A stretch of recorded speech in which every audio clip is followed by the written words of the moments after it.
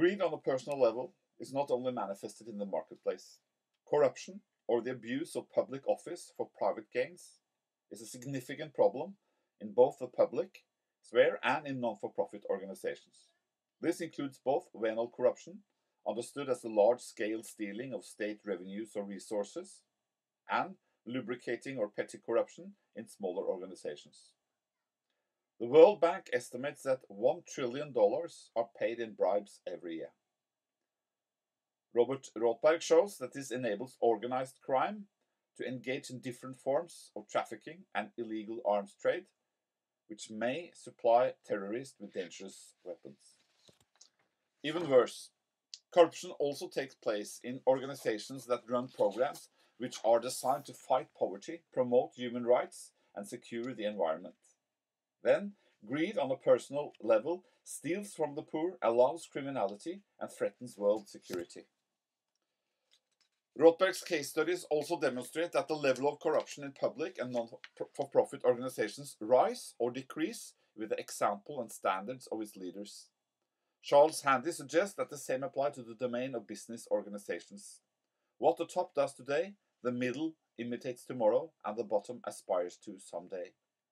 If leaders then model an undisciplined pursuit of more money, more privileges, more fame, they may create an organizational culture that is competitive without limits. It follows that the importance of role models, which has been demonstrated in research on transformational leadership, has also a shadow side. Leaders can also model a culture of greed.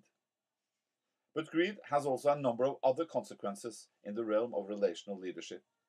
I will suggest that greed tempts leaders to make what philosopher Hans Skjervheim calls the instrumentalist fallacy, which in this domain is the mistake of seeing others only as means to the organization's ends. In relational leadership, this is manifested in an undisciplined pursuit of one's co-workers' time, resources, and talents, without sufficient attention to their personal needs and their dignity and autonomy as persons.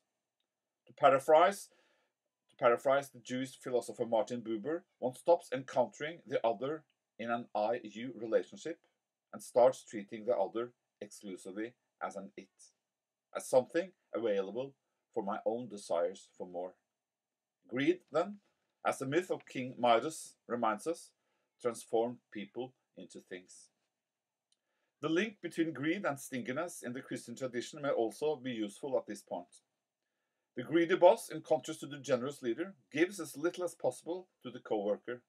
Greedy leaders may want to squeeze as much as they can out of their people, with little or no concern for the co-worker or his or her health and family life. This is a critical issue in the relational dimension, since well-functioning teams may depend on highly motivated people who, in the words of Patrick Lencioni, prioritize the results of the team over their own needs. Such people who perform beyond expectations are undoubtedly not only important for the organization, but also vulnerable for abuse. Another ancient myth may help us to see this problem more clearly.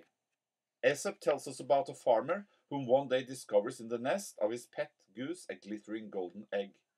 The next day, he awakened to rush to the nest to find another egg of pure gold.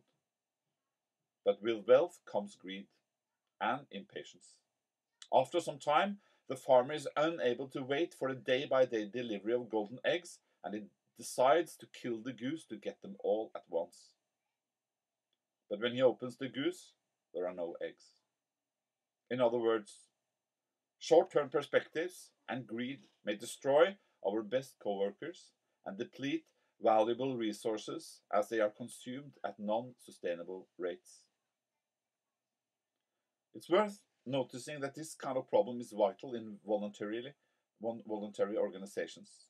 In such organizations, volunteers as well as mid-level leaders are expected to be role models in terms of sacrificing for a cause.